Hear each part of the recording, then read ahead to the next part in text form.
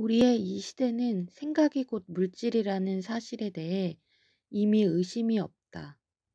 현실은 우리에게 두 가지 모습으로 나타난다. 한편으로 우리의 존재는 우리의 의식에 의해 결정되지만 다른 편으로는 그와 반대되는 분명한 증거들도 많이 있다. 생각은 행동의 동기로서만 존재하는 것이 아니고 우리의 현실에 직접적인 영향을 끼치기도 한다. 예컨대 우리가 가장 두려워하는 일은 실현되는 경우가 많다. 물론 당신은 그것이 생각이 실현된 게 아니라 불길한 예감이 맞아 떨어진 것이라고 반박할 수 있다. 대부분의 신기한 현상들이 설명할 수 없고 모호한 구석이 많은 것은 사실이지만 그렇다고 해서 이 같은 현실을 눈앞에 놓고 그냥 무시해버릴 수 있는 것은 아니다. 생각이 현실에 직접 영향력을 행사한다는 사실을 뒷받침하는 증거들이 많이 있기 때문이다. 어떤 식으로든 의식은 사람의 운명을 형성시킨다. 이 책은 그런 일이 어떻게 일어날 수 있는지에 대해 이야기하려는 것이다. 다음의 진술을 우리의 출발점으로 삼아보자. 산염 에너지의 파동은 잠재된 가능태를 물질화시킨다. 현실은 의식이 결정하는 어떤 형태로도 실현될 수 있으므로 이 진술은 옳다. 이 가정이 옳다라는 증거는 일상의 삶에서뿐 아니라 양자물리학 실험에서도 찾을 수 있다. 생각이 가능태 공간과 어떻게 상호작용을 하는지 정확히 아는 것은 우리의 목적을 위해서는 중요하지 않다. 정보 전달 과정이 어떻게 일어나는지는 아직도 분명히 밝혀지지 않았다. 그 과정이 에너지를 기반으로 하는지 아니면 다른 종류의 기반이 있는지도 분명하지 않다. 문제를 단순하게 만들기 위해 산염 에너지의 파동이 가능태 공간의 특정 섹터를 밝게 비추어 그 결과로 그 가능태가 물질화된다라고 가정하자. 산염의 파동은 가능태 공간 내에서 자신의 해당 섹터를 찾아낼 것이다. 그러면 그 특정 섹터의 가능태가 물질화된다. 이런 과정을 통해 의식이 현실을 결정할 수 있는 것이다. 이것이 현실이 실현되는 유일한 방법임을 명심해야 한다. 순수한 명상만으로는 바라는 현실을 만들어낼 수 없다. 허공에서 물건을 물질화시키는 능력을 지닌 사람들도 있지만 이런 사람들은 희귀하고 자신의 능력을 떠벌리고 다니지도 않는다. 아무튼 생각은 행동과 마찬가지로 사람의 운명에 동일한 영향력을 미친다. 사람들은 행동이 가시적인 결과를 끌어온다는 손쉬운 설명에 익숙해 있다. 생각의 영향은 보통 눈에 띄지 않으므로 설명할 수도 예측할 수도 없다. 생각과 그에 따른 사건들 사이에 일목요연한 인과관계를 보여준다는 것은 상대적으로 어려운 일로 보일 수 있다. 그러나 당신은 곧 한 사람의 생각이 그의 현실에 직접적인 영향을 미친다는 사실을 깨닫게 될 것이다. 사람은 정확히 자신이 선택한 것을 얻는다. 어떤 사람은 이렇게 반문할 수도 있다.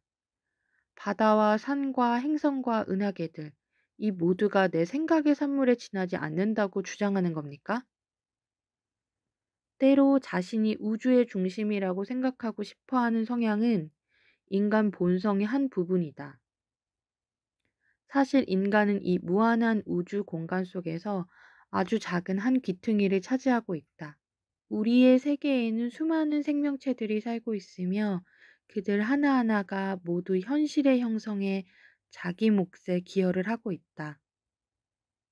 각 생명체는 고유한 산염파와 그 매개 변수를 가지고 있다. 식물을 생각하는 존재로 보는 것이 불편하다면 그 작용에 다른 이름을 붙일 수도 있다. 하지만 이름을 바꾸어도 요점은 변하지 않는다. 심지어 무생물이 생물의 생각과 유사한 어떤 것을 가지고 있지 않다고 확언할 수조차 없다. 우리가 신이라고 부르는 존재하는 모든 것을 관통하는 대영혼의 존재에 대해서는 말할 것도 없다. 모든 피조물은 고유한 의식을 지니고 있으며 자기 세계의 한 층을 이루고 있다. 우주의 만물은 저마다 한 티끌만큼의 신을 지니고 있으며 신은 이런 방식으로 우주를 다스린다고 말할 수 있다. 각자가 자신만의 인생 트랙을 따라 여행한다. 그러나 동시에 모든 사람이 하나의 동일한 세계에 살고 있다. 물질 세계는 모두에게 하나지만 각자는 자신에게 실현된 고유한 현실을 갖는다. 당신이 여행자이며 지금 아름다운 도시를 방문하고 있다고 가정해보자. 당신은 아름다운 풍경과 건축물을 감상하고 있다. 꽃이 만발한 정원과 분수, 작은 오솔길이 난 공원, 그리고 풍요롭게 사는 사람들의 미소 띤 얼굴을 구경하고 있다. 그런데 쓰레기통 옆을 지나가다 노숙자 한 사람을 발견한다. 그는 같은 차원, 같은 세계에 사는 당신과 똑같은 사람이다. 그러나 그의 눈에는 당신이 보는 세상이 보이지 않는다. 그는 쓰레기통에 들어있는 빈병을 주우러 온 다른 불황자, 경찰 등을 경계하는 눈빛으로 바라본다. 그는 당신이 가고 있는 트랙과는 다른 인생 트랙을 가고 있다.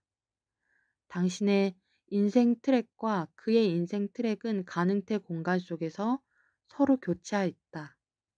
그래서 실현된 현실이 이 세계에서 당신과 노숙자가 마주치게 된 것이다.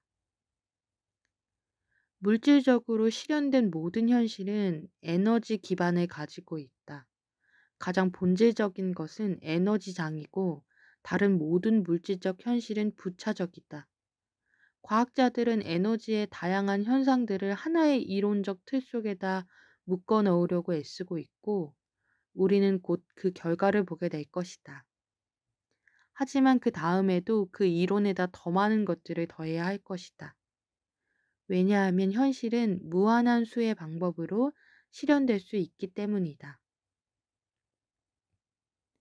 더 세부적으로 들어가지는 말고 에너지를 일종의 추상적이고 비가시적이지만 실제로 존재하는 힘으로 간주해 보자.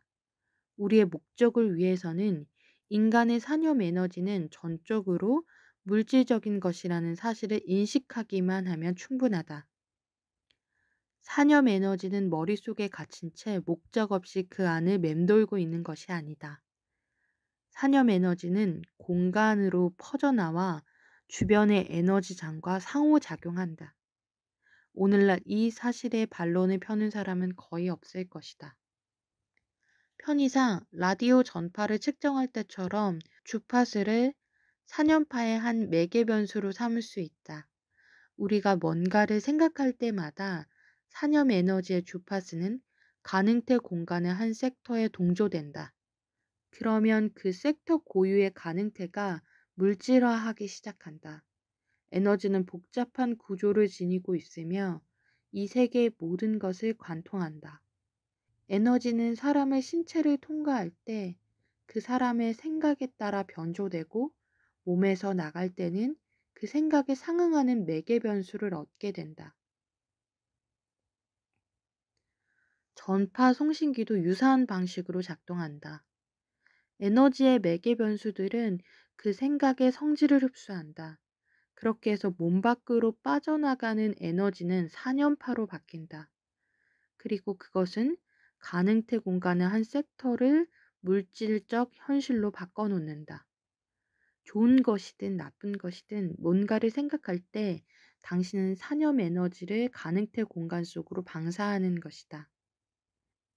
변조된 에너지는 특정 섹터에 작용하고 이 상호작용이 그에 상응하는 변화를 당신의 삶에 가져온다. 인생의 상황들은 특정 행동에 의해서만 형성되는 것이 아니라 그 사람의 생각의 성질에 의해서 형성되기도 한다. 당신이 세상에 대해 적대적인 태도를 취하면 세상도 당신을 같은 식으로 대접할 것이다. 당신이 늘 투덜대며 세상에 대한 불만을 늘어놓는다면 만족하지 못할 이유는 갈수록 늘어날 것이다. 세상에 대한 당신의 태도가 부정일색이라면 세상은 살기 힘든 곳이 될 것이다. 그 반대 경우도 물론 그렇다.